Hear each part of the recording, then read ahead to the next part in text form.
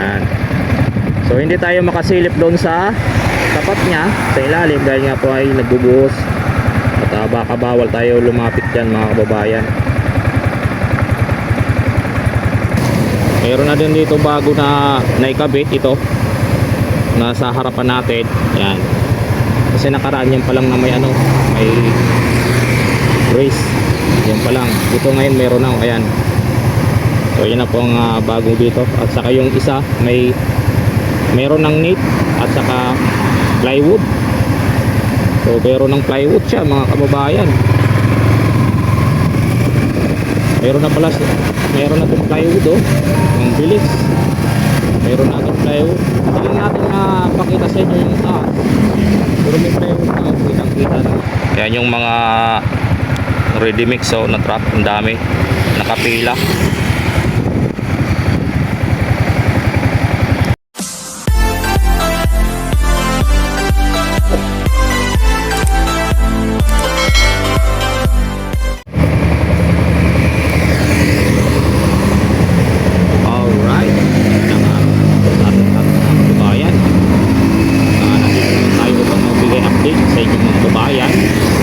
Tayo sa may Valenzuela Street. So liliko tayo dito sa may Paco Road. Magbibigay tayo ng latest update dito po sa NLEX SLEX connector. So nandito tayo sa tapat ng ng on-ramp na ginagawa nila, yung dating gasolinahan dito, yung Uni Oil. So ngayon ito na on-ramp na mga kababayan. Tuloy-tuloy yung kanilang paglalagay ng bakal dito sa area nito. So ayan, bago natin umpisa ng ating mag-update natin sa may Tomas Claudio, Pandakan. So baka pwede naman makainitan nyo ng lambing mga kababayan, yung like and share and subscribe sa ating YouTube channel. So yung kaganapan dito sa area nito na on-ramp dito po sa Paco Road mga kababayan. So tara, let's go. Sisilipin din natin dito sa unahan. Tara. Medyo maganda panahon ngayon, ang problema naman, maganda nga ng panahon at hindi ko naman dala yung drone, so ngayon tuloy na medyo magandang panahon, hindi masyado madilim, medyo mainit ang panahon at hindi tayo nakapagdala ng drone. So bukas susubukan natin magdala ng drone para makapagpalipad tayo. Kita natin yung mga ginagawa dito, tulad dito yan area sa supply, ginagawa ng moving bill. Baka nag-install na sila ng mga bakal, kasi update natin nakaraan ay nakailatag na rin yung mga power lens accessories. So ayan, mayroon na silang nakalagay na so nakalagay na sila.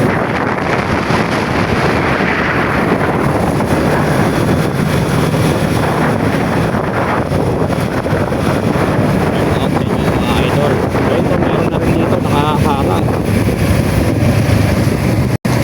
Meron na din dito bago na naikabit ito nasa harapan natin. Yan. Kasi nakaraan yan pa lang na may brace. Yan pa lang. Ito ngayon meron na. Ayan. So yan na po ang bago dito. At saka yung isa meron ng knit at saka plywood. So meron ng plywood siya mga kababayan. Meron na itong plywood ang bilis. Meron na itong plywood. Hindi natin pakita sa inyo yung pero may plywood na kitang kita naman. Hindi lang natin makikita sa inyo yung taas dahil nga po sa po mga kababayan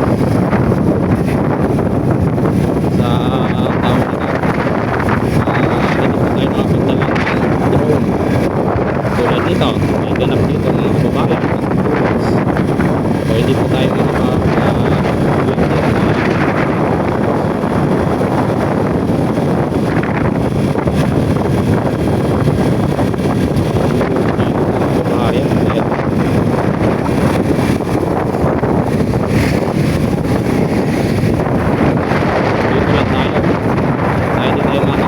ay sarado din sa kabilang side dahil nagbubuhos po sila.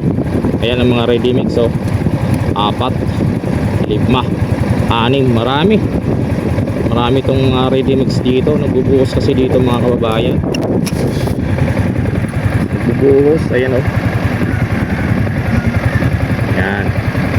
So hindi tayo makasilip doon sa tapat niya, sa ilalim, dahil nga po ay nagbubuhos. At baka bawal tayo lumapit dyan mga kababayan. So doon naman, at tuloy-tuloy naman yung gawa doon sa unahan. Mayroon na ano mga kababayan, mayroon ng plywood doon, yung ini-install nila doong Copimpim. So maglalatag na rin sila ng ano niyan, mga bakal na sunod niyan mga kababayan. At dito nagbubuhos naman dito sa kabilang area, dito sa may Biata. So hindi tayo makasilip.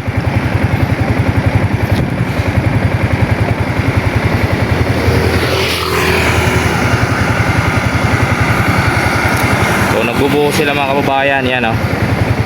Yan yung mga ready mix, so na truck, ang dami nakapila.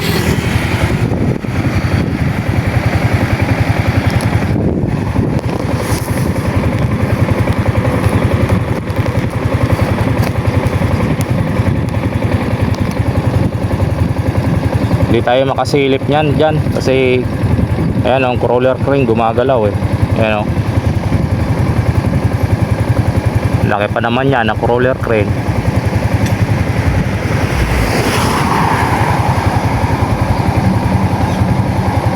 So yun lang po mga kababayan natin update dito. At nagbubuhos dito sa area. Sayang nga hindi tayo nakapagpalipad ng drone. At maliwanag yung ano ngayon, medyo maliwanag yung panahon, hindi naman tayo nakadala ng drone. Pwede naman sa makapalipad na to, medyo hindi naman masyado kalakasan yung hangin. At kayang-kaya naman sana to. Yun nga lang, hindi tayo nakadala. So try natin bukas magdala kung ganito pa rin yung panahon para makapalipad tayo. Nagbubuhos pa naman sa area dito mga kababayan oh, sayang. Nagbubuhos na eh.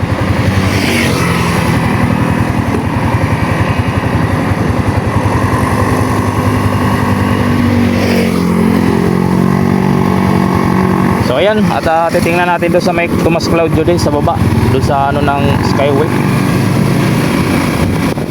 Na hindi lang muna tayo lalapit dahil nagbubuhos sila.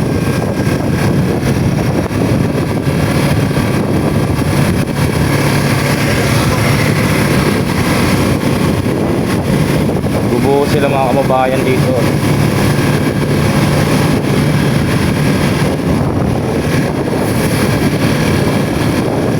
Binubuhusan na siguro yung butas dyan na isa. Kaya hindi tayo makaano dyan, lapit muna. Kung may drone okay sana makalapit, makukuha na natin, kaso hindi tayo nakadala. So kaya ganito lang muna. At try natin bukas kung makadala tayo ng drone. Tayo so yan po ang ano dito. Ayan naman yung ano, yung stage 3 dito sa may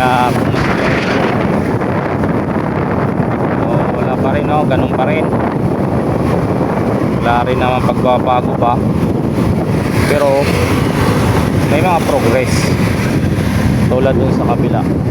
Yun, silipin natin dito yung nagbubuhos doon. At medyo nakikita dito eh. I-zoom lang natin yung cellphone natin.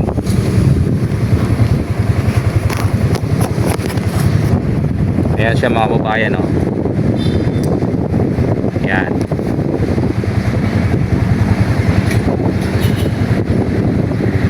So yan pong kaganapan doon sa may area na yun mga kababayan. Hindi tayo nakapag-update doon ng malapitan dahil nga ano na siya, nagbubuhos. So ayan lang po mga babayan, no? Ang ating update doon sa area na yon at dito sa NLEX SLEX connector. Maraming salamat at God bless sa inyong lahat.